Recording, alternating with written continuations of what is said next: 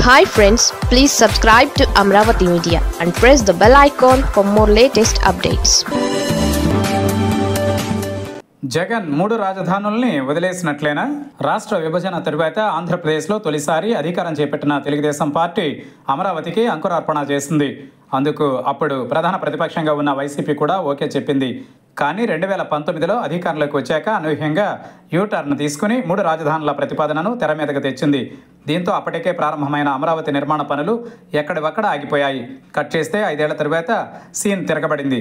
YCP ఓడిపోయి TDP సారథ్యంలోని కూటమి ప్రభుత్వం పవర్లోకి వచ్చింది. వెంటనే అమరావతిని ఏకైక రాజధానిగా ప్రకటించి పునర్నిర్మాణ పనులు మొదలుపెట్టేసింది. ప్రధాని మోడీ వచ్చి రీలాంచ్ చేశారు. ఈ క్రమంలో ఇప్పుడు వైసీపీ స్టాండ్ ఎలా ఉంటుందన్న చర్చ మొదలైంది రాజకీయ వర్గాలలో. అందుకు సమాధానంగా అన్నట్టు తాజాగా రియాక్ట్ అయ్యారు ఆ పార్టీ అధ్యక్షుడు జగన్.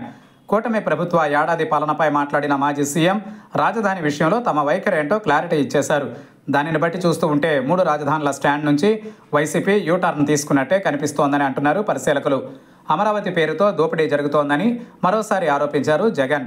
అంచనాలను అమాంతం పెంచేశారని, జ్యుడిషియల్ ప్రివ్యూను రద్దు చేశారని, స్కామ్ల కోసమే మొబలైజేషన్ అడ్వాన్సులు తెచ్చారని ఆరోపించారు ఆయన.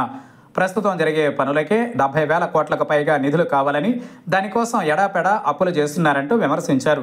రాజధాని పేరుతో రాష్ట్ర ఆర్థిక పరిస్థితిని చంద్రబాబు పూర్తిగా నాశనం చేస్తున్నారని అన్నారు వైసీపీ అధ్యక్షుడు.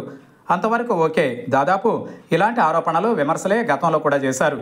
కానీ అప్పుడంతా మూడు రాజధానుల మూడ్లో ఉండేవారు. కానీ ఇప్పుడు అందుకు భిన్నమైన స్టేట్మెంట్ రావడం గురించే మాట్లాడుకుంటున్నాయి రాజకీయ వర్గాలు. రాజధాని పేరుతో ఒకే చోట లక్షల కోట్ల రూపాయల్ని కుమ్మరించడం ఎందుకు? అదే రాజధానిని నాగార్జున యూనివర్సిటీ భూముల్లోనో లేక విజయవాడ, గుంటూరు మధ్య ఒక 500 ఎకరాల్లోనో కట్టేయవచ్చు కదా అని సూచించారు ఆయన. తాము అమరావతికి వ్యతిరేకం కాదని, ఆ పేరుతో లక్షల కోట్ల ప్రజాధనాన్ని వృధా చేయడానికి మాత్రమే వ్యతిరేకమని వివరించే ప్రయత్నం చేశారు జగన్. సెల్ఫ్ ఫైనాన్స్ ప్రాజెక్ట్ అని చెబుతూనే లక్షల కోట్ల రూపాయల అప్పులు చేసి రాజధాని నిర్మాణాలు చేపట్టడం అంటే రాష్ట్రాన్ని అప్పుల ఊబిలో నెట్టేయడమేనని మాజీ సీఎం ముక్తాయించడాన్ని బట్టి చూస్తూ ఉంటే మూడు రాజధానుల విషయంలో పూర్తిగా యూటర్న్ తీసుకున్నట్టేనా అన్న డౌట్స్ వస్తున్నాయట రాజకీయ వర్గాలలో. జగన్ తాజా అభ్యంతరం కేవలం రాజధాని సైజ్, రియల్ ఎస్టేట్ కోణం మీద తప్ప అమరావతి ఏకైక రాజధాని అన్న విషయంలో కాదని అర్థమవుతోందంటున్నారు పరిశీలకులు. ఇందుకు బలమైన రాజకీయ కారణాలు ఉండి వచ్చని విశ్లేషిస్తున్నారు.